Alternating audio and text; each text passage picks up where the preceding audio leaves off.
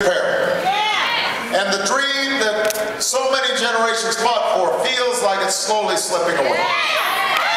You see it in your own lives, here in Kansas City, but you see it all across the country. People are working harder and harder just to get by. Never paid more for college, never paid more for gas at the pump.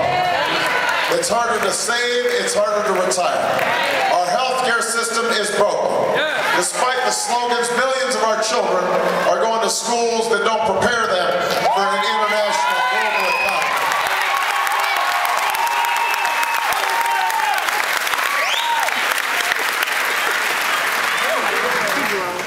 economy. In such a situation, we cannot afford to wait. We cannot wait to fix our schools. We cannot wait to fix a broken healthcare system. We cannot wait to bring an end to global warming. We cannot wait to bring this war in Iraq to a close. We cannot wait.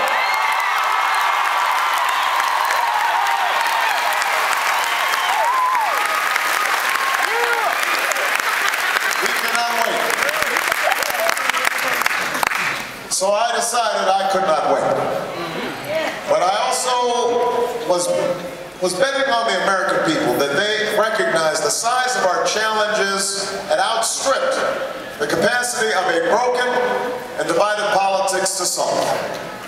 And I believed that the American people were hungry for something new. A politics that was based on our common ideals and our common values. A politics that wasn't about tearing each other down, but was about lifting the country up.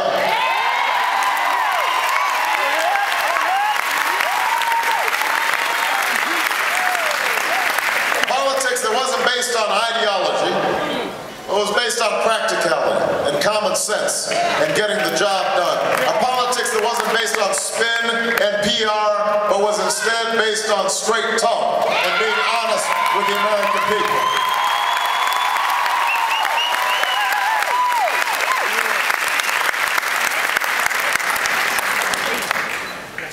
But most of all, I was betting on you.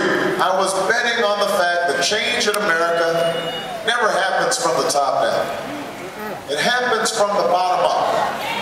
It happens because ordinary people decide to do extraordinary things. It happens because we are not as divided as our politics suggest.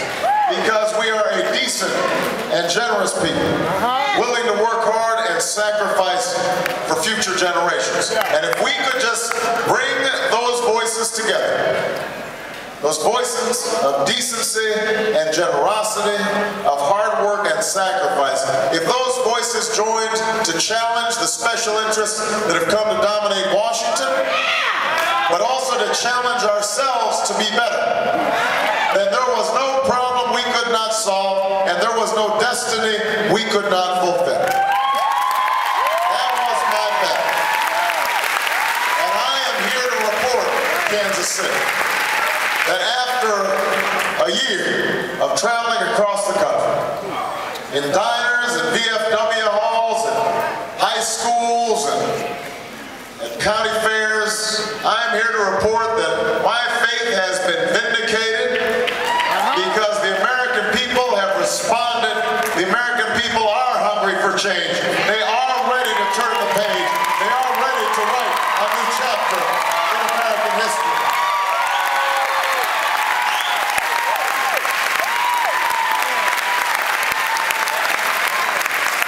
Everywhere we go, we've seen these enormous crowds. People paying attention, people listening to the debates, people reading the policy positions of the various candidates. The turnout in every single early state among Democrats has doubled. Doubled. I mean, in South Carolina 4 years ago, you had about 250,000, 275,000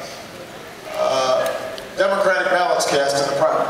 This time, over 500,000, more than Republican ballots cast in South Carolina. It doesn't happen.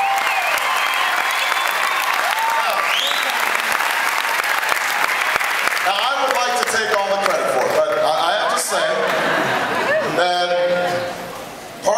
reason that people have shown such interest and engagement is that we will all be going in this coming November to select the next president of the United States.